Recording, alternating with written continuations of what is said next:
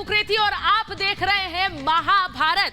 Congress party से जब ज्योतिरादित्य सिंधिया की एग्जिट हुई तो उस समय कांग्रेस में राहुल गांधी की युवा ब्रिगेड का वो पहला चेहरा थे जिससे बड़ा हड़कंप मचा था। लेकिन ज्योतिरादित्य सिंधिया के जाने के बाद ऐसा लग रहा है कि उस युवा ब्रिगेड का एक एक चेहरा अब राहुल के इनर सर्कल से छिटकता जा रहा है। ज्योतिरादित्य सिंधिया एक थे, लेकिन अब क्या जितिन प्रसाद के बाद सचिन पायलट की भी बारी है? यानी अभी तो कांग्रेस बिन जितिन है, लेकिन क्या अब अगले नामों की कतार लगने वाली है? क्या सिर्फ 2022 के मद्देनजर नहीं, 2024 के राजनीतिक भविष्य को देखकर वो युवा ब्रिगेड जो कभी राहुल गांधी के इर्द गिर्द नजर आती थी अब उनसे छिटकती जा रही है? इसी पर कर रही हूं आज की महाभारत। पहले ये रिपोर्ट देखिए।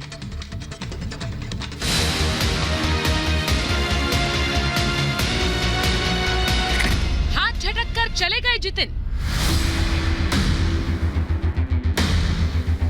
टेक ऑफ मोड में सचिन पायलट।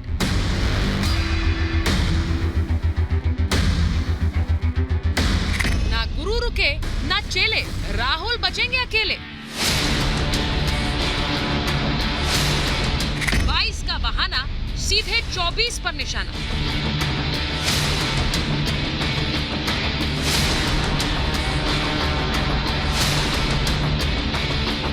आधे इधर जाओ, आधे उधर जाओ, बाकी मेरे पीछे आओ। और इस हिसाब से तो राहुल गांधी अकेले ही नजर आ रहे हैं। कई साथ छोड़कर चले गए और कई मुंह फुलाए बैठे हैं। वो बस सही मौके के इंतजार में हैं। जब प्रियंका 2022 के लिए यूपी में जोर लगा रही हैं, उस वक्त राहुल की यूथ ब्रिगेड के अहम चेहरे जितिन प्रसाद ने उनका हाथ झटक दिया। सीधी एंट्री बीजेपी कार्यालय में लेते हुए जमकर खरी खरी सुनाई। यहां तक कि कांग्रेस को राष्ट्रीय पार्टी मानने से इनकार करते हुए घरेलू पार्टी बना दिया। आज कोई इस देश में असली माने में कोई राजनीतिक दल है जो संस्थागत इंस्टीट्यूशनल दल है, वो भारतीय जनता पार्टी है। बाकी दल तो व्यक्ति विशेष और क्षेत्र के हो गए। कांग्रेस घरेलू पार्टी है या नहीं, ये अलग बात है, लेकिन कांग्रेसी कुनबे के घर घर में घमासान जरूर मचा है। मध्य प्रदेश में सिंधिया ने पहले ही राहें जुदा कर ली और अब जितिन प्रसाद का स्वागत भी कर दिया। इसी पार्टी की मुख्य धारा में मेरे छोटे भाई आज भी आए हैं। मैं उनको बहुत बहुत बधाई देना चाहता हूँ और अपने तरफ से उनका तहे दिल से स्वागत है। उधर पंजाब में कांग्रेस का कैप्टन बनने की जंग छिड़ी है, जिसे न राहुल रोक पा रहे हैं और न सोनिया गांधी। राजस्थान में सचिन पायलट बिल्कुल टेक ऑफ मोड में नजर आ रहे हैं। चंद रोज पहले ही पायलट ने इशारा कर दिया था कि वो पहले किसी तरह रुक गए, लेकिन इस बार उड़ान भर ही लेंगे। 10 महीने हो गए हैं और उनसे किए गए वादे पूरे नहीं किए गए। सरकार का आधा कार्यकाल पूरा हो चुका है और वो मुद्दे अब भी अनसुलझे ही हैं। ये दुर्भाग्यपूर्ण है कि जिन कार्यकर्ताओं ने पार्टी को सत्ता में लाने के लिए रात दिन मेहनत की और अपना सब कुछ लगा दिया था, उनकी सुनवाई ही नहीं हो रही है। उधर बीजेपी ने जितिन प्रसाद के लिए स्वागत गान गाते हुए अपने इरादे जाहिर कर दिए। बीजेपी 2022 के लिहाज से जितिन प्रसाद को भुनाएगी और आगे 2024 की बिसात बिछाएगी। खुद सीएम योगी ने ब्राह्मण चेहरे जितिन प्रसाद का स्वागत किया। उधर बीजेपी ने जितिन प्रसाद के लिए स्वागत गान गाते हुए अपने इरादे जाहिर कर दिए। बीजेपी 2022 के लिहाज से जितिन प्रसाद को भुनाएगी और आगे 2024 की बिसात बिछाएगी। खुद सीएम योगी ने ब्राह्मण चेहरे जितिन प्रसाद का स्वागत किया। कांग्रेस छोड़कर भाजपा के बृहद परिवार में शामिल होने पर श्री जितिन प्रसाद जी का स्वागत है। श्री जितिन प्रसाद जी के भारतीय जनता पार्टी में शामिल होने से उत्तर प्रदेश में पार्टी को अवश्य मजबूती मिलेगी। कांग्रेस की इस हालत पर कांग्रेस ही आईना दिखाने में पीछे नहीं है। राशिद अल्वी ने आत्मचिंतन की सलाह दे डाली। कांग्रेस पार्टी को आत्मचिंतन भी करना चाहिए और सबकी अकाउंटेबिलिटी भी तय करनी चाहिए। झटके पर झटके से हताश कांग्रेस बजाय गिरेबान में झांकने के पार्टी छोड़ने वालों को विश्वासघाती घोषित करने में लगी है। आज कांग्रेस पार्टी के साथ जो विश्वासघात उन्होंने किया है, समय बताएगा, वक्त बताएगा और मैं ये पूरे विश्वास के साथ कह सकता हूं कि सफलता उनसे कोसों दूर रहेगी। कांग्रेस की हताशा पर सस्पेंड किए गए कांग्रेस नेता संजय झा ने तो और भी तीखा कटाक्ष किया। अगर आपकी प्रेमिका आपके सबसे बड़े प्रतिद्वंद्वी के साथ आपसे दूर चली जाती है तो आईने में देखें, प्रेमिका को दोष मत दें। बहरहाल कांग्रेस इस झटके से बिलबिला उठी है। कुछ कहते सुनते नहीं बन रहा है, लेकिन कसक जरूर साफ दिख रही है। कांग्रेस की जड़ें काटकर बीजेपी 2022 से लेकर 2024 तक के मिशन पर जुट गई है और अभी भी कूटनीति जारी है। सवाल ये कि सिंधिया के बाद चले गए जितिन, तो बाकी कितने दिन? Bureau report, Republic Bharat. और आज महाभारत में मैं जो सवाल पूछ रही हूं वो ये, क्या जितिन के बाद अब पायलट उड़ान भरेंगे? क्योंकि जितिन प्रसाद आज गए और किस तरह से राजस्थान में पायलट के जाने की अटकलें लग रही है। सवाल पूछ रही हूं, करीबियों को क्यों नहीं रोक पा रहे हैं राहुल गांधी, क्योंकि ये सब उनके बहुत करीबी इनर सर्कल के लोग हैं। सवाल पूछ रही हूं, राहुल सोनिया की कार्यशैली की वजह से कांग्रेस में ये भगदड़ मची है जो हम आज जितिन प्रसाद के एग्जिट के रूप में देख रहे हैं। सवाल पूछ रही हूं कि जितिन को शामिल करा बीजेपी ने यूपी में संदेश दिया है और वो संदेश ब्राह्मण कार्ड को लेकर है। 2022 की तैयारियां बीजेपी ने शुरू कर दी, बाकी पार्टियां क्या कर रही हैं? और सवाल पूछ रही हूं, ये बीजेपी की 2022 के रास्ते 2024 की रणनीति है, क्योंकि 2022 यूपी चुनाव और उसके बाद 2024 जो आम लोकसभा चुनाव है उनके लिए भी पार्टी की तैयारी है। मेरे साथ आज जो मेहमान जुड़ रहे हैं उनका परिचय आपसे कराऊंगी। मेरे साथ जुड़ रहे हैं राजनीतिक विश्लेषक प्रोफेसर संगीत रागी, मेरे साथ जुड़ रही हैं रंजीता मेहता, मेरे साथ जुड़ रही हैं ममता कालेजी, मेरे साथ जुड़ रहे हैं कांग्रेस के नेता केवल ढींगरा, मेरे साथ है राजनीतिक विश्लेषक सुजाता पॉल, कांग्रेस का पक्ष रखती हैं, और साथ ही समाजवादी पार्टी के नेता अतुल सक्सेना। बहुत बहुत स्वागत आप सभी का। मैं महाभारत की शुरुआत करूंगी, लेकिन उससे पहले जो बात मैं आपसे कह रही थी कि राहुल गांधी का एक इनर सर्कल रहा है, एक युवा ब्रिगेड जिसे कहा जाता रहा, जो चेहरे राहुल गांधी के इर्द गिर्द नजर आते थे, और उनमें से एक चेहरा जो पार्टी छोड़कर गया, अगर मैं तस्वीरों के जरिए आपको दिखाऊंगी। सबसे पहले ज्योतिरादित्य सिंधिया की ये तस्वीरें देखिए, राहुल गांधी से उनकी करीबी आपको समझ आएगी, साथ में खाते हुए। और ये तस्वीर देखिए, किसी करीबी किसी दोस्त के साथ ही इस तरह का लम्हा शेयर किया जा सकता है। राहुल गांधी और ज्योतिरादित्य सिंधिया की ये तस्वीर, लेकिन ज्योतिरादित्य आखिर पार्टी छोड़कर चले गए। उसके बाद जितिन प्रसाद की राहुल गांधी के साथ तस्वीर देखिए। जितिन प्रसाद जो कि एक समय में राहुल गांधी के उस इनर कॉर्डन का हिस्सा थे और उत्तर प्रदेश में पार्टी को उबारने में लगे हुए थे, इसीलिए प्रियंका गांधी के साथ कई रैलियों में उनके साथ दिखे। लेकिन अब कहा जा रहा है कि प्रियंका गांधी की वजह से ही जितिन प्रसाद ने पार्टी छोड़ दी है। वहीं सचिन पायलट की तस्वीर राहुल गांधी के साथ देखिए, ये अभी पार्टी में है और इसीलिए ये तस्वीर इस वक्त अहम है। इस तस्वीर को देखकर अगर सचिन पायलट को रोकने की कोशिशें सफल होती हैं तो ये पार्टी के लिए अच्छा होगा, क्योंकि वो तस्वीर भी आपको दिखाती हूं, देखिए आप समझ जाएंगे। काफी पुरानी तस्वीर, राहुल इसमें काफी उनकी उम्र कम लग रही है। सचिन पायलट के साथ एक लम्हा शेयर करते हुए ये तस्वीरें दिखाती हैं कि राहुल गांधी के करीबी ये वो चेहरे हैं, ज्योतिरादित्य सिंधिया, सचिन पायलट, जो उनके इर्द गिर्द रहे, उनकी कोर टीम का हिस्सा रहे। लेकिन जब ये सदस्य छिटक कर जाते हैं तो पार्टी और उसके काडर पर क्या असर पड़ता है? आप देखिए मिलिंद देवड़ा खड़े हैं, जिनकी सबसे पहले प्रतिक्रिया आई आज जब जितिन प्रसाद ने पार्टी छोड़ी कि पार्टी को मंथन करना चाहिए। सचिन पायलट, ज्योतिरादित्य सिंधिया, जितिन प्रसाद इसमें नजर आ रहे हैं और मिलिंद देवड़ा इसमें नजर आ रहे हैं। ये सब वो युवा ब्रिगेड है जो कांग्रेस के लिए कहा जाता था कांग्रेस की आज सरकार होगी तो ये सारे उसके अहम मंत्री होंगे। लेकिन आज एक एक करके पार्टी छोड़ बीजेपी में शामिल हो गए हैं और ज्योतिरादित्य सिंधिया के बाद अब जितिन प्रसाद का नंबर लगा है। और अब कहा जा रहा है कि क्या सचिन पायलट भी उसी राह जाएंगे? ये सबसे अहम सवाल है। पार्टी के अंदर किस तरह की टूट मची हुई है उस पर भी अगर एक नजर डालें। जो सबसे पहले मध्य प्रदेश से शुरू हुआ, मध्य प्रदेश से जो तस्वीर सबसे पहले शुरू हुई थी, क्योंकि वहां दरार पड़ी, कमलनाथ के मुख्यमंत्री पद को लेकर प्रदेश अध्यक्ष पद से हटाया गया वहां पर ज्योतिरादित्य सिंधिया को, और उसके बाद मुख्यमंत्री पद को लेकर जिस तरह की सियासी अटकलें लगी, वहां कोई अहम पद ना मिलने पर यह दरार, यह तस्वीर मध्य प्रदेश में सामने आई, जिसके बाद ज्योतिरादित्य सिंधिया ने पार्टी छोड़ दी थी। वही तस्वीर अब राजस्थान में देखने को मिल रही है। राजस्थान में सियासी अटकलें ये लग रही हैं, अशोक गहलोत और सचिन पायलट के के बीच जो मनमुटाव है वो ठीक नहीं हो रहा। पार्टी हाईकमान सुन नहीं रही है सचिन पायलट की, और सचिन पायलट को आज प्रियंका गांधी वाड्रा ने संदेश दिया कि मुझसे मिलने आइए, क्योंकि जितिन प्रसाद अब जब बीजेपी में शामिल हो गए तो क्या अगला नंबर सचिन पायलट का होगा, यह सबसे बड़ा डर कांग्रेस को सता रहा है। और तीसरी तस्वीर आपको पंजाब की दिखाती हूं। पंजाब में कैप्टन अमरिंदर वर्सेस सिद्धू, सब जानते हैं सिद्धू तो बीजेपी छोड़कर आए हैं कांग्रेस पार्टी में, लेकिन इस वक्त जिस तरह की एक लड़ाई दोनों के बीच चल रही है, पार्टी के लिए नुकसान, पार्टी आला कमान इस झगड़े को नहीं सुलझा पा रही है। और बड़ी बात यह है कि यह झगड़ा इस वक्त अगर 2 राज्यों में 3 राज्यों में चल रहा है तो क्या हाल होगा, क्योंकि पार्टी में राहुल गांधी के लिए और राहुल गांधी के साथ साथ उनके इनर सर्कल के लिए यह अच्छी खबर नहीं है। मैं शुरुआत कर लेती हूं एक बार, मैं केवल ढींगरा जी आपके साथ शुरुआत कर रही हूं। आपने राज्यों का हाल देखा, एक एक करके सब निकल रहे हैं, अब अगला नंबर किसका है सर? सुचरिता जी, मैं पहले इस पे आऊं उससे पहले मैं थोड़ी सी बात बताता हूं आपको जी। 2004 में लोकसभा में पहली बार जतिन प्रसाद जी जीते थे तो इस्पात मंत्री बने। दूसरी बार उनको सड़क परिवहन मंत्रालय मिला, फिर पेट्रोलियम एंड प्राकृतिक गैस मंत्रालय मिला, फिर मानव संसाधन विकास मंत्रालय मिला।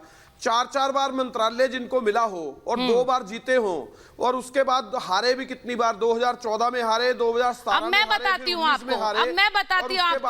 जितिन प्रसाद जो कि इतनी बार मंत्री रहे, उन्हें हटाकर प्रदेश अध्यक्ष लल्लू सिंह को बनाया गया। प्रियंका के आने के बाद उनकी लगातार अनदेखी की गई। यूपी में उन्हें कोई तवज्जो नहीं मिल रही है, यूपी कांग्रेस की समितियों में उनका नाम शामिल नहीं है। मैं गलत कह रही हूं क्या? तो आप ये कह रहे हैं कि एक ऐसा व्यक्ति जिसने मंत्री पद इतने लिए, उसको आपने एकदम दरकिनार कर दिया, फिर तो यही हश्र होगा सर, आपने खुद दिखा दिया।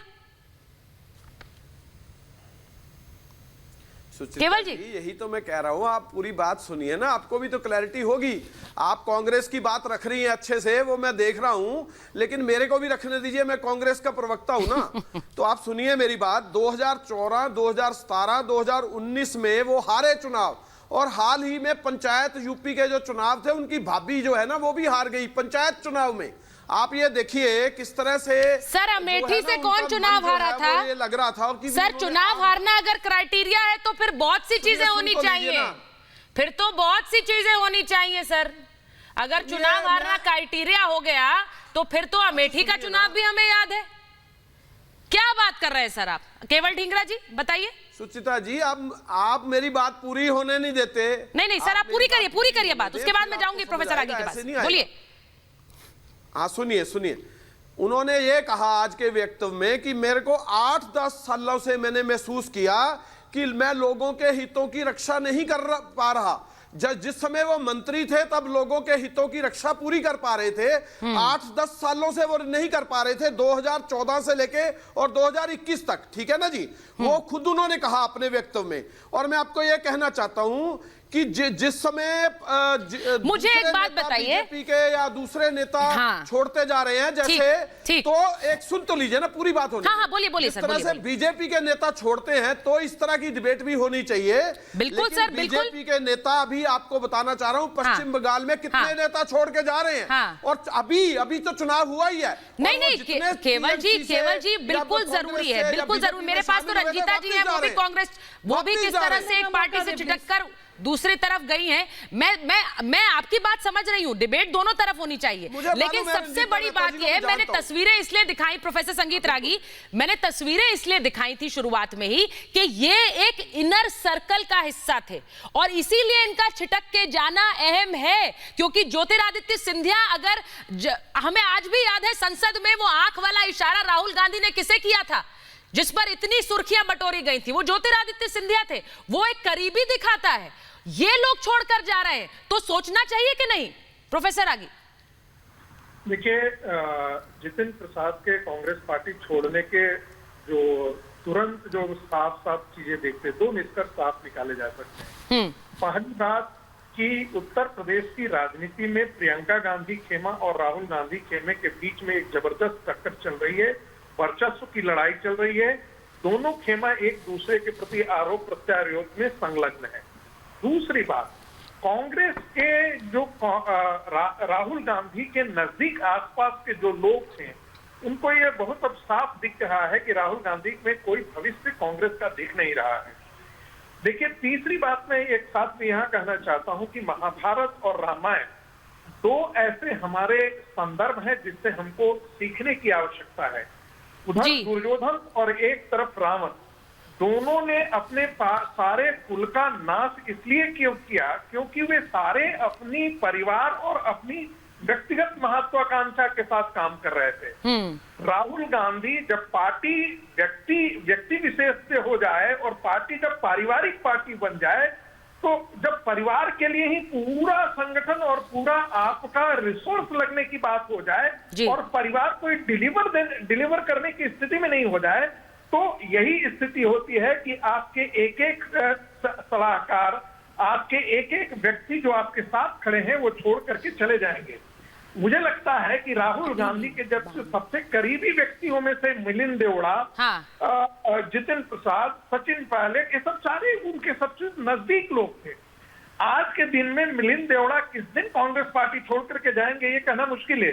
चीन के मामले पे और अन्य मुद्दों पर उन्होंने कांग्रेस पार्टी के राहुल गांधी की खुलकर मुखालफत की है, उन्होंने खुलकर ट्वीट किया है। अरे तो ये कांग्रेस के लिए बहुत बड़ा, ये तो है ही बीजेपी के प्रवक्ता। मैं इसी बात पर आ रही हूं। प्रवक्ता ये क्या, मैं इसी बात पर एक मिनट केवल जी मुझे एक बात बताइए। केवल जी मुझे सिर्फ एक बात बताइए। बहुत से लोगों को हम जानते हैं, बहुत से लोग, अगर आप पार्टी में हैं, बहुत से लोगों को जानते होंगे, लेकिन हमेशा एक इनर सर्कल की बात होती है। मैं गलत हूं अगर मैं ये कह रही हूं, ममता काले जी, क्या मैं गलत हूं अगर मैं ये कह रही हूं कि ये सब वो चेहरे हैं कि अगर आज यूपीए की या कांग्रेस की सरकार होती तो ये अहम मंत्री होते? और ये सिर्फ इसलिए कह रही हूं क्योंकि ये नजदीकी दिखाता है कि किस तरह की नजदीकी रही है, लेकिन ये दामन छोड़कर जा रहे हैं। और जितिन प्रसाद को इससे पहले रोकने की कोशिश हुई थी, 2019 में भी यही हुआ था, उन्हें तब रोक लिया गया, लेकिन फिर वो निकल लिए।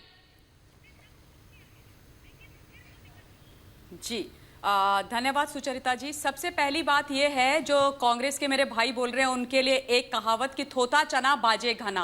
अब कुछ कहने को नहीं है तो कहेंगे क्या। और जहां तक आपने इस इनर सर्कल की बात करी है, जब से जिसमें सबसे आगे राहुल गांधी उस पिक्चर, उस तस्वीर में खड़े हैं और साइड में उनके युवा नेता ये खड़े हैं, तो राहुल गांधी ने उनको एक्चुअली निर्देश दिया और उन्होंने उसका पालन किया। उन्होंने बोला कुछ इधर जाओ, कुछ उधर जाओ, और वाड्रा तुम मेरे पीछे आओ। तो वाड्रा तो उनके पीछे चले गए और उनकी आज्ञा का पालन करके इधर उधर हो गए, जो कद्दावर नेता थे, जिनको असल में इस पार्टी की कमान संभालनी चाहिए थी। अब देखिए क्या होता है ना सुचरिता जी, जब आप किसी पार्टी से जुड़ते हैं तो किसी आइडियोलॉजी के आधार पर जुड़ते हैं, आइडियोलॉजी को फॉलो करते हैं। अनफॉर्चुनेटली कांग्रेस पार्टी में कभी कोई आइडियोलॉजी नहीं रही। पहले केवल एक परिवार की कॉर्निश बजानी पड़ती थी, अब दो परिवारों की कॉर्निश बजानी पड़ती है। आप वाड्रा परिवार को भी प्रणाम करें, आप गांधी परिवार को भी प्रणाम करें, तो बेचारे जो नेता गण जो हैं, जिनमें कैपेबिलिटी है, जिनमें कैलिबर है, वो जाएं तो कहां जाएं? और कब तक आप बिना आइडियोलॉजी के एक परिवार को प्रणाम करके, परिवारवाद की राजनीति करके आगे आप बढ़ते जाएंगे? ऐसा हो नहीं सकता है। और देखिए मैं बताती हूँ, मैं आपके बीच में नहीं बोली थी, आप चुपचाप सुनिए। मैं आपके बीच में नहीं बोली थी, इसलिए आप कृपया सुन लीजिए ममता जी को। उसके बाद आप पूछ लीजिएगा योगी मोदी में क्या चल रहा है, पूछ लीजिएगा, कोई बात नहीं। बोलिए ममता जी, बात कंप्लीट करिए। थोड़ा शांत हो जाइए जी। देखिए सुचरिता, जितिन प्रसाद जी उन कद्दावर नेताओं में से हैं जिनका बहुत बड़ा कद है उत्तर प्रदेश के अंदर, लेकिन प्रियंका गांधी ने वहां जाकर के सब गुड़गोबर कर दिया। ये उन नेताओं में से हैं, उन 23 नेताओं में से हैं जिन्होंने कांग्रेस के अंदर नेतृत्व के परिवर्तन के बारे में चिट्ठी लिखी थी, और 2019 के चुनाव से पहले वो नाराज चल रहे थे। अभी ये बोल रहे थे कि वो इतने चुनाव जीते, उसके बाद इतने चुनाव हारे, यूपी में चुनाव पे चुनाव हारते गए जितिन प्रसाद, उनकी क्या वैल्यू है? इनसे ये पूछिए कि प्रियंका वाड्रा गांधी 2019 में प्रभारी थी चुनाव की, भाई साहब ये बता दीजिए कितना % चुनाव वोट दिला दिया उन्होंने कांग्रेस को? केवल जी आपने पूछा कि योगी मोदी में क्या चल रहा है। अच्छी बात है, सवाल आप जरूर पूछिए। यूपी के अभी जो राजनीतिक पृष्ठभूमि है उससे जुड़े सवाल पूछिए, लेकिन 4 दिन पहले जितिन प्रसाद ने योगी आदित्यनाथ को हैप्पी बर्थडे कहा था सर ट्विटर पर। आपने तब अगर पूछ लिया होता कि ये क्या चल रहा है, तो शायद जितिन प्रसाद आज पार्टी में रह गए होते, लेकिन उस पर आपकी नजर नहीं थी। उन्होंने हैप्पी बर्थडे बोला था योगी आदित्यनाथ को, क्योंकि पार्टी से जाने के संकेत थे और ये संकेत पहली बार नहीं है। मैं यही बोल रही हूं, जवाब दीजिए फिर सुजाता जी के पास जाऊंगी। ये संकेत आप लोग पहचान क्यों नहीं पाते हैं?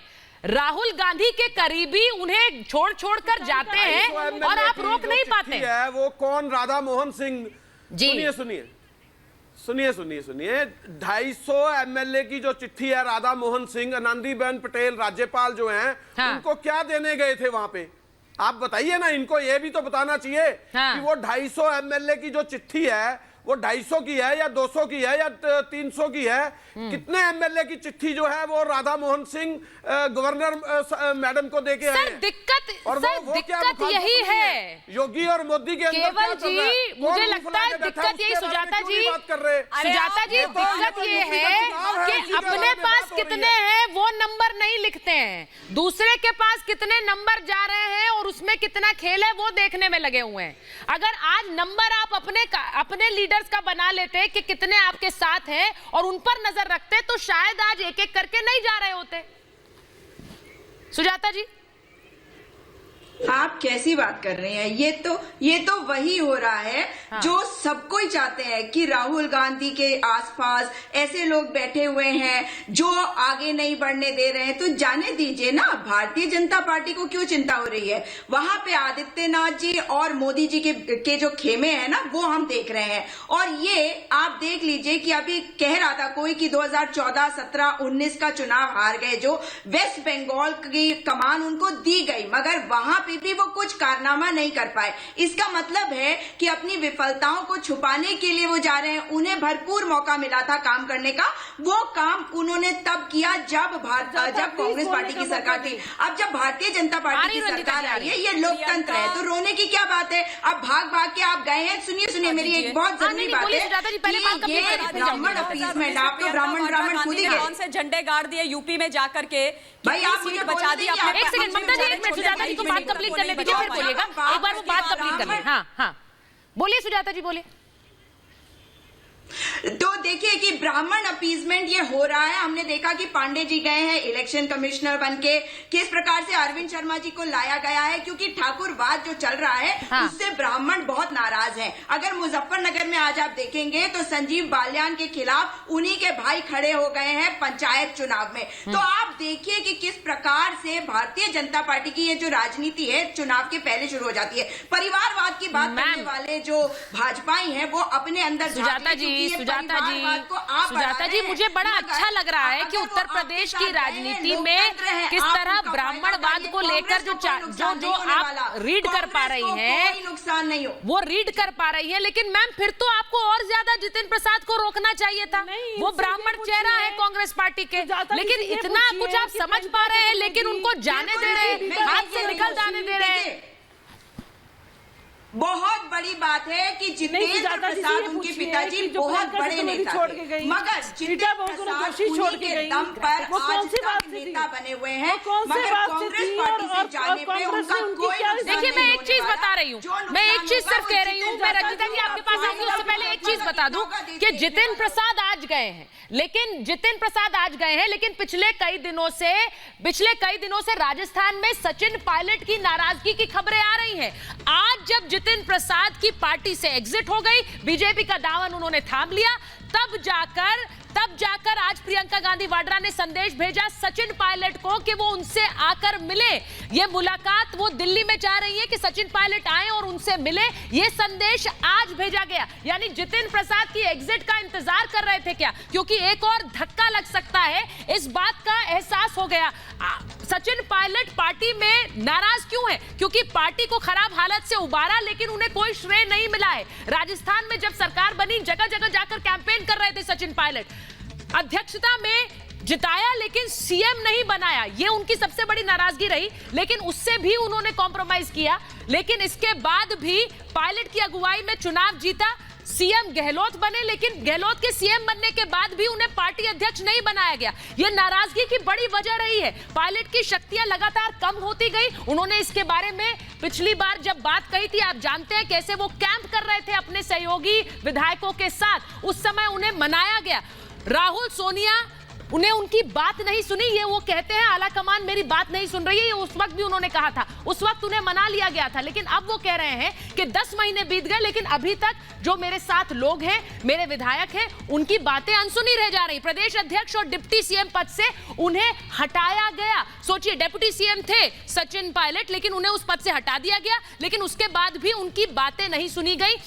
इस बात को लेकर सचिन पायलट नाराज है और इसीलिए ये कयास लगाए जा रहे हैं कि क्या अब सचिन पायलट अगले वो नेता हो सकते हैं, उस इनर सर्कल का हिस्सा, राहुल गांधी के वो करीबी जिसके साथ उनकी तस्वीरें आए दिन आती रही। और ये कहा गया कि राहुल गांधी का जो एक युवा ब्रिगेड है उसमें सबसे एक अहम चेहरा सचिन पायलट है, लेकिन वो भी क्या छिटक कर अब जा सकते हैं।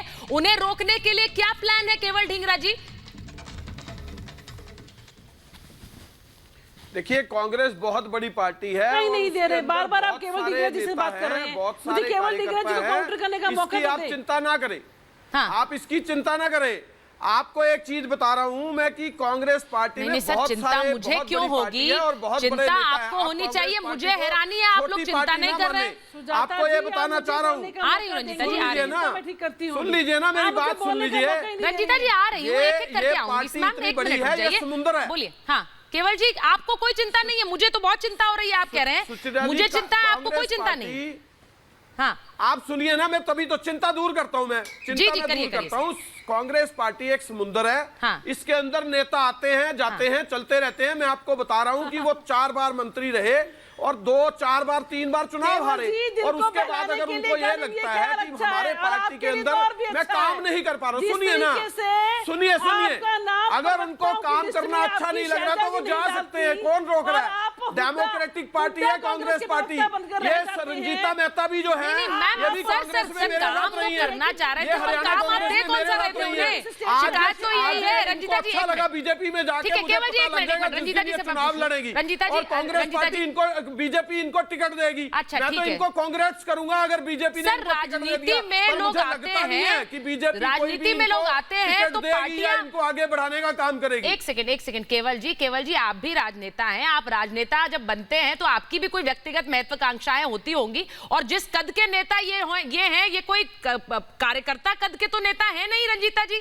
अगर मैं सचिन पायलट की बात कर रही हूँ, डिप्टी सीएम थे भाई, वो ऐसे ही थोड़ी बना दिए गए। उसके बाद आप उन्हें धुतकार दीजिए, कहीं पे भी कोई उनको पद मत दीजिए, तो यही तो हश्र होगा रंजीता जी।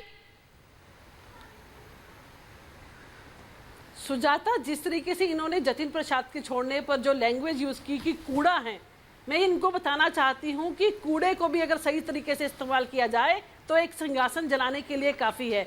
जिस तरीके से केवल ढींगरा जी बार बार इस बात का जोर लगा रहे हैं कि मैं कांग्रेस का प्रवक्ता हूं, इन्हीं की स्टेट में इनसे पूछ लीजिए कि यहाँ पर भी हुड्डा कांग्रेस, शारजा कांग्रेस की वजह से इनका नाम प्रवक्ताओं की लिस्ट से निकाल दिया जाता है, क्योंकि ये हुड्डा जी के भगत है और शारजा जी इनको पसंद नहीं करती। इस तरीके का जो है कांग्रेस आपको गलतफहमी हो रही है। इतना बड़ा चेहरा आपको लिस्ट भेज दूंगा, चेक कर लेना। जोशी जो छोड़ के गए, प्रवक्ता की हैसियत से बैठा हूं। नारायण राणा, देखिए व्यक्तिगत टिप्पणी मत करिए, आपको भेज दूंगा मैं अपनी। नहीं, व्यक्तिगत टिप्पणी मत करिए। मैं राहुल गांधी की पार्टी की बात कर रही हूँ, आप एक दूसरे पर आ रहे हैं।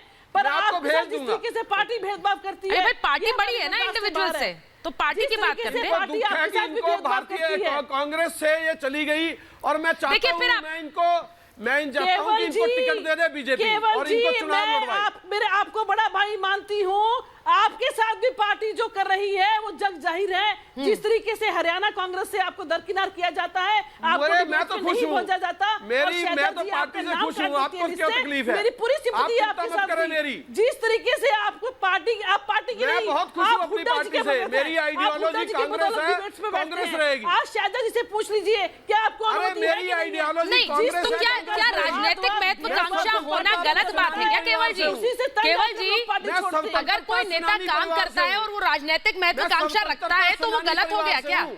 मैं पूछ रही हूँ। पता शायद ये भी एक तरीका है देखने का। मुझे बता दीजिए, राजनीतिक महत्वाकांक्षा ना रखें। मैं कांग्रेसी हूँ, कांग्रेसी रहूंगा। ठीक है सर, आपके जैसे लोगों को इस वक्त आपके जैसे लोगों की जरूरत है पार्टी को। मैं ये भी कह दूं, आपकी बात अगर सुन रही है पार्टी इस वक्त तो वो खुश होंगे, क्योंकि आपके जैसे लोगों की जरूरत है, वरना तो यहाँ पर एक परिवार ही पार्टी बन गया है और वही हश्र हम देख रहे हैं। ममता जी, मैं गलत कह रही हूँ?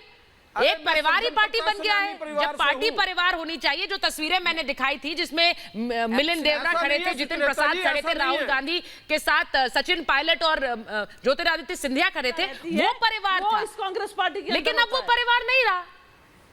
ममता जी। एब्सोल्युटली, बिल्कुल बिल्कुल सुचरिता जी, करेक्ट बात है। और परिवार ही सर्वोपरि है, उसके ऊपर इस पार्टी के अंदर कुछ है नहीं। अभी 2-3 बड़े जोक सुनाए हमारे कांग्रेस पार्टी के नेताजी ने। उन्होंने बोला डेमोक्रेसी है और डेमोक्रेटिक पार्टी है कांग्रेस पार्टी। बाय गॉड, ये तो जोक ऑफ द सेंचुरी है, जोक ऑफ द सेंचुरी।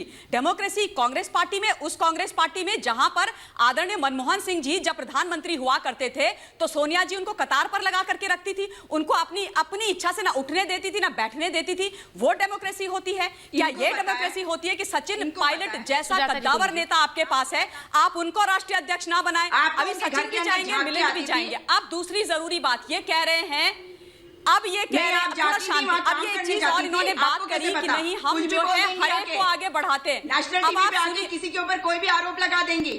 उनके घर में जाती थी आप देखने के लिए कि मुझे आपसे बहुत ज्यादा कांग्रेस पता है सुजाता जी, मैं आपसे बहुत ज्यादा कांग्रेस जानती और समझती हूँ।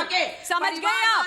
परिवारवाद आपको सुनाती हूँ मैं। बेचारे हेमंत विश्व शर्मा जी को बोला गया कि तरुण गोगोई के बाद आपका नंबर है, और तरुण गोगोई अपने बेटे को लाके हेमंत विश्व शर्मा को किनारे कर देते हैं और मजबूरन उनको पार्टी छोड़नी पड़ती है। वही ज्योतिरादित्य सिंधिया के साथ हुआ, उनको बोला गया कि आपके पास अब दी जाएगी कमान, राहुल ने बोला, और उसके बाद दिग्विजय सिंह और कमलनाथ जी के पुत्रों को लाया जाता है। और आप ब्राह्मणवाद की बात कंप्लीट हो जाए, उनकी बात कंप्लीट करने दीजिए ममता जी को, उसके बाद आप बोलिए। मैंने आपकी बात, उनकी ममता जी की बात कंप्लीट होने दीजिए सुजाता जी। हाँ बोलिए ममता जी। अरे सुजाता जी, ये बड़ी सीधी बात, एक तो सुजाता जी इतनी बड़ी आंखें मत किया करिए। ये जो महाभारत के दर्शक हैं वो डर जाएंगे, इतनी बड़ी आंखें मत किया करिए आप, ठीक है? और दूसरी बात, दूसरे को भी बोलने दीजिए। अब आपने ब्राह्मणवाद की बात करी, आप ब्राह्मणवाद की बात कर रहे हैं, वो कांग्रेस पार्टी ब्राह्मणवाद और ब्राह्मण वोट और ब्राह्मण राजनीति की बात करेगी, जहां पर आपका 51 वर्ष का युवा नेता कोर्ट के ऊपर जनेऊ पहनकर जाता है चुनाव के समय पर, जहां पर प्रियंका वाड्रा गांधी चुनाव के समय पर गंगा जी में डुबकी लगाती हैं, कामाख्या देवी के दर्शन करने जाती हैं। आप लोग ब्राह्मण, आप लोग पंडितवाद की बात करेंगे और आप लोग बोलेंगे कि ये जितना भी कुछ हुआ है, जितिन प्रसाद जी अगर आज भाजपा में आए हैं तो वो ब्राह्मण वोट को साधने के लिए आए हैं। अच्छा, अब एक मिनट, अब ममता जी, अब सुजाता जी, मैं मातुल जी आपके पास आ रही हूँ, क्योंकि ये बात पार्टी से बाहर, परिवार और पार्टी से बाहर नहीं जा पा रही, हमें उत्तर प्रदेश की भी बात करनी थी। मैं एक बार सुजाता जी, मैं आपसे एक रिएक्शन ले लूं। वो हेमंत विश्व शर्मा की बात कर रही हैं, वो तो सबसे बड़ा उदाहरण है। आपने मैम आपने इनर सर्कल को नहीं साधा, लेकिन आपने उनको भी तो नहीं साधा जो आपके लिए मुख्यमंत्री पद के दावेदार हो सकते थे, जो असम में आपको सत्ता दिला सकते थे। ये हकीकत है। हेमंत विश्व शर्मा पार्टी में गए, बीजेपी में गए और उसके बाद आज मुख्यमंत्री हैं वो प्रदेश के, उनको भी तो नहीं साध पाए आप।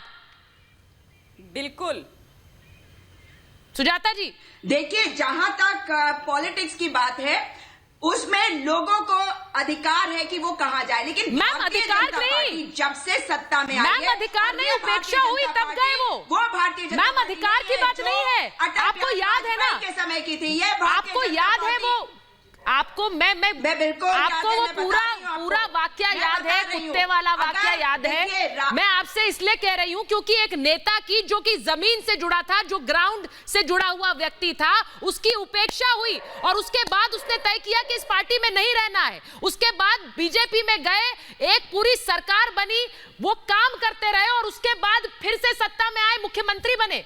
ये तो सबसे बड़ा उदाहरण है। उनकी कितनी, आपने उनका कितना ध्यान रख लिया? एब्सोल्युटली। देखिए, ध्यान रखने की बात और उनके कारण, ये दोनों अलग चीज है। उन्होंने कह दिया कुछ और हम उसको मान ले। आप थी वहां पे या कोई और था जिसने देखा कि जो वो कह रहे हैं वो सत्य है या नहीं? हमने देखा नहीं कि बंगाल में जिन लोगों को इन्होंने अपनी पार्टी में लिया, उनके ऊपर पहले इन्होंने आरोप लगाए। मैं विजय बहुगुणा की बात करती हूं, जिनके ऊपर इन्होंने तमाम तरह के आरोप लगाए, मगर विजय बहुगुणा, रीटा बहुगुणा, उनको नहीं लिया कांग्रेस पार्टी से। तो ये अपने अंदर झाके, ये जो क्रिमिनल पॉलिटिक्स है ये पॉलिटिक्स ज्यादा दिन तक नहीं चलेगी। और अरे जो बाबा, ब्राह्मण आप अपने अंदर करने की झकवा लो कोशिश पहले, कर रहे हैं बात ना, छोड़ इतना दो बता दो, भाजपा अभी को। कोई कह भाजपा रहा आज था विश्व की कि सबसे कुल बड़ी का पार्टी नाश, है। कुल का चलिए, नाश मैंने करने मान के लिया, लिए उन्होंने कहानी आप गढ़ ली। पहले तो पानी पी लो। सुजाता जी, मैंने मान लिया हिमंत बिस्व शर्मा ने कहानी गढ़ी थी, उन्होंने वो पूरी कहानी गढ़ी और लोगों के सामने रख दिया कि उनकी उपेक्षा हुई नहीं हुई थी, उनके पास कोई कारण नहीं था पार्टी छोड़ने का। तो फिर आपने उन्हें मनाया क्यों नहीं? वो सवाल का जवाब मुझे नहीं मिल रहा है अभी तक। एक ऐसा व्यक्ति जो आपको सत्ता दिला सकता था असम में, उसको आपने जाने दिया, इस सवाल का जवाब मुझे अभी तक नहीं मिल रहा है। मैं एक बार अतुल सक्सेना जी के पास जा रही हूं, क्योंकि बात उत्तर प्रदेश की हो रही है। अतुल जी, यहां तो सियासी समीकरण लगातार बन रहे हैं। बीजेपी ने तो 2022 की तैयारी कर दी है और 2024 की भी लग रहा है ऐसा कि ये मंथन चल रहा है। आप लोग कहां खड़े हैं इसमें? जितिन प्रसाद चले गए बीजेपी, आप लोग ही बुला लेते अपने पास। देखिए सुचारिता जी, ये जितिन प्रसाद जी का जाना ये कांग्रेस का अंदरूनी मामला और जितिन प्रसाद का अपना पर्सनल मामला है। रहा सवाल कि आपने उत्तर प्रदेश के बारे में पूछा कि बीजेपी ने अपना कार्ड खेल दिया, तो उस पर मैं जरूर ये टिप्पणी करना चाहूंगा कि बीजेपी ने जो पिछले 4 साल में वादे करे और जो उत्तर प्रदेश की सत्ता में आए झूठ बोल करके, तो चूंकि अब जनता के बीच में क्या लेकर के जाएंगे, इसलिए वो नए नए चेहरों को निकाल करके ला रहे हैं, अब उनसे झूठ बुलवाएंगे। तो मैं ये कहना चाहता हूँ, बीजेपी ने जो इनके चेहरे थे, जैसे आपने देखा पिछले कितना सिर्फ डब्बल हो रहा है उत्तर प्रदेश की सरकार में, योगी जी के उत्तर प्रदेश में और केंद्र की सरकार के बीच में, योगी और मोदी में, अमित शाह में, तो जिस तरीके से ये दूतम पहचान हो रही है, तो अब ये जनता को फिर से गुमराह करने के लिए जवाब दीजिए, इनसे ये पूछिए कि जूतम पहचान हो रही है, वो कह रहे हैं कांग्रेस पार्टी में आप लोग जो इटली की महारानी की जो परिवारवाद की वो परंपरा चल रही है, हाँ। कि लड़कों को आगे लड़कों लड़कियों को पीछे रखो, ठीक है। उसी की वजह से राहुल प्यार इतना ज्यादा मोह है कि प्रियंका वाड्रा को भी रॉन्ग टाइम पे रॉन्ग एंट्री करवाई जाती है। इनसे ये पूछिए, जब अब यहाँ पर जो एक आम कार्यकर्ता काम करता है उसको तब तक उसका अंत देखा जाता है जब तक वो पार्टी छोड़कर उस पार्टी से बाहर नहीं चला जाता। इनसे ये पूछिए कि जब इनसे कुर्बानी मांगी जाती है यहाँ के कार्यकर्ताओं से, तो अपना सिर कटवाते हैं। देखिए, उन्होंने जितिन प्रसाद ने एक बड़ी बात कही कि यही एक सही मायने में राष्ट्रीय पार्टी है। उन्होंने कहा अब सही मायने में एक ही पार्टी है जो राष्ट्रीय पार्टी है और वो है बीजेपी। मैं इस पर भी, क्योंकि ये उंगलियां सिर्फ कांग्रेस पर नहीं उठा रहा, आप पर भी उठा रहा है। खैर, आप तो क्षेत्रीय दल मान रहे हैं अपने आप को राष्ट्रीय पार्टी। एक मिनट, मैं आपके पास आ रही हूँ अतुल जी, एक मिनट, एक बड़ी खबर बता दूं, एक बड़ी खबर अपने दर्शकों को बता दूं कि किस तरह से जितिन प्रसाद के पार्टी छोड़ते ही जितिन प्रसाद की उपेक्षा, मैंने अभी इसी बात का जिक्र किया था कि पार्टी के अंदर रहते हुए नेताओं की उपेक्षा हुई तो हिमंत बिस्व शर्मा जैसे नेता छोड़कर चले गए। अब जितिन प्रसाद ने कांग्रेस छोड़ी है तो उन पर कांग्रेस की भद्दी टिप्पणी सामने आई है। मध्य प्रदेश कांग्रेस ने देखिए किस तरह से जितिन प्रसाद पर कहा कि कूड़ा कूड़ेदान में डालने जैसी सामान्य क्रिया है ये। जितिन प्रसाद के जाने से कांग्रेस खुश है, ये टिप्पणी आई है कांग्रेस की तरफ से जितिन प्रसाद के बीजेपी में जाने पर। कूड़ा कूड़ेदान में डालने जैसी सामान्य क्रिया है। क्या ये जो बयान मध्य प्रदेश कांग्रेस के ट्विटर हैंडल से ट्वीट किया गया, इसका समर्थन उनके नेता करेंगे? और उसके बाद इसे हटा दिया गया। यानी आप मानसिकता सोचिए कि ये मानसिकता अगर कोई पार्टी नेता पार्टी छोड़कर जाता है तो इस तरह का ट्वीट, और उसके बाद ये ट्वीट हटाया गया। सबसे बड़ी बात यह है कि जितिन प्रसाद पार्टी में रहे, इतने साल काम किए। अभी मुझे आप केवल ढींगरा जी गिना रहे थे कि कितना देखिए काम किया, मंत्री रहे, लेकिन अगर पार्टी छोड़ दी तो इस स्तर पर उतर आएगी पार्टी के, इस तरह के ट्वीट्स किए जाएंगे, कूड़ा कहा जाएगा। और ये कहने के बाद शर्मिंदगी जाहिर है हुई या फिर आलोचना हुई, जिसके बाद ये ट्वीट हटा दिया गया। और इसीलिए मैं आपको अब सुनवाती हूं कि ज्योतिरादित्य सिंधिया जो पार्टी छोड़कर गए, उसके बाद राहुल गांधी के बारे में उनसे पूछा गया था, तब ज्योतिरादित्य सिंधिया ने क्या कहा था, वो आपको सुनवा रही हूं। जितनी चिंता अब राहुल गांधी जी को है, अब जब मैं कांग्रेस में होता तब होती तो अलग बात होती। बस इतना ही मुझे कहना है राहुल गांधी जी के बारे में। जितनी चिंता अब राहुल गांधी जी को है, अब जब मैं कांग्रेस में होता तब होती तो अलग बात होती। बस इतना ही मुझे कहना है राहुल गांधी जी के बारे में। आप सोच लीजिए, ये ज्योतिरादित्य सिंधिया का वो बयान है जो उन्होंने तब दिया जब उन्होंने कहा कि जब मैं पार्टी में होता, अगर इतनी चिंता होती मेरी, अगर उस समय चिंता कर ली होती तो आज पार्टी छोड़कर मैं नहीं गया होता। केवल जी, केवल जी आपने सुना, ये ज्योतिरादित्य सिंधिया का उस वक्त का बयान है जब उनसे पूछा गया कि आपने पार्टी छोड़ दी, राहुल गांधी आपसे बात करना चाह रहे थे, वो आपको पार्टी में रखना चाह रहे थे। सुनिए मेरी बात, सुनिए मेरी बात, राहुल गांधी आपको पार्टी में रखना चाह रहे थे, उन्होंने स्पष्ट कर दिया कि ये चिंता पार्टी छोड़ने के बाद हुई है। केवल जी मेरी बात सुनिए पहले, केवल जी मेरी बात सुनिए, ये चिंता पार्टी छोड़ने के बाद हुई है, पहले नहीं थी। जब वो अपनी फहरिस्त लेकर जा रहे थे कि मुझे क्या दिक्कत है, तब किसी ने नहीं सुना। वही हाल जितिन प्रसाद का हुआ, 2019 में वो गए, आपने मनाने की कोशिश की, उस समय वो रुक गए, अब वो नहीं रुके, और नहीं रुके तो आपने कूड़ा कह दिया उन्हें। ये किस तरह का बयान था केवल जी? सब सुचारिता सबसे बड़ी एग्जाम्पल। अब जतिन प्रसाद जी क्या मुख्यमंत्री का चेहरा होंगे यूपी बीजेपी का? इस तरीके का व्यवहार आप पूछिए इनसे, क्या अब जतिन प्रसाद जी जो चले गए हैं, क्या अब बीजेपी का आलाकमान जानेगा कि क्या डील हुई है? यूपी का चेहरा होंगे बीजेपी का? और लेके जो इतनी बड़ी बहस हो रही है, क्या वो चेहरा होंगे? मैं जितिन प्रसाद को लेकर बहस नहीं कर रही हूँ, सुनिए मेरी बात, सुनिए, बात सिर्फ जितिन प्रसाद की है क्या? बात सिर्फ ममता जी, एक मिनट रुकिए, बात सिर्फ क्या जितिन प्रसाद की है? मैंने आपको ज्योतिरादित्य सिंधिया का बयान क्यों सुनवाया? मैंने आपको ज्योतिरादित्य सिंधिया का बयान क्यों सुनाया? इसलिए नहीं सुनाया कि ये बात सिर्फ जितिन प्रसाद की है। ममता जी को लीजिए एक बार। ममता जी, ये बात सिर्फ जितिन प्रसाद की नहीं है, बात यह है कि ज्योतिरादित्य सिंधिया का वो बयान दिखाता है कि पार्टी के अंदर जब तक आप फहरिस्त देते रहो, समस्याओं की उन पर कोई नहीं सुनता, जब छोड़ जाते हैं तो उसके बाद एक सवाल किए जाते हैं, कहा जाता है कि पार्टी में चिंता थी। एक मिनट ममता जी, यूपी और मध्य प्रदेश का चेहरा होंगे बीजेपी, बताए? बिल्कुल बिल्कुल सुचरिता जी, असल में हमारे कांग्रेस पार्टी के भाई ये विषय ही नहीं समझ पाए हैं। ये पूरी मतलब समाप्ति की ओर आपकी डिबेट जा रही है, पर ये विषय नहीं समझ पाए, ये जितिन प्रसाद जी पर अटक करके रह गए। विषय ये है कि कांग्रेस पार्टी ने अपने आप अपनी पार्टी को तोड़ के रख दिया। राष्ट्रीय पार्टी होती थी एक जमाने में, लेकिन आज 10 जनपद की पार्टी बन गई है। भाई साहब, मैं ये बात कह रही हूँ आज नेशनल चैनल पर, नंबर 1 चैनल पर भारत के, कि कांग्रेस पार्टी में बहुत अच्छे और बढ़िया लोग आज भी हैं, पहले भी थे, पर ये परिवारों की कॉर्निश बजाना बंद कीजिए। दूसरी बात देखिए, सचिन पायलट जब पिछली बार नाराज होकर के गए थे बेचारे, वो इतने दिन एक रिजॉर्ट, देखिए एक समय पार्टी ही परिवार थी, लेकिन अब बहुत लंबा समय हो गया कि परिवार ही पार्टी है, और उस मोह से जब तक नहीं निकल पाएंगे, शायद यूं ही इसी तरह से नेता टेक ऑफ करते रहेंगे। बहुत बहुत धन्यवाद आप सबका महाभारत में जुड़ने के लिए।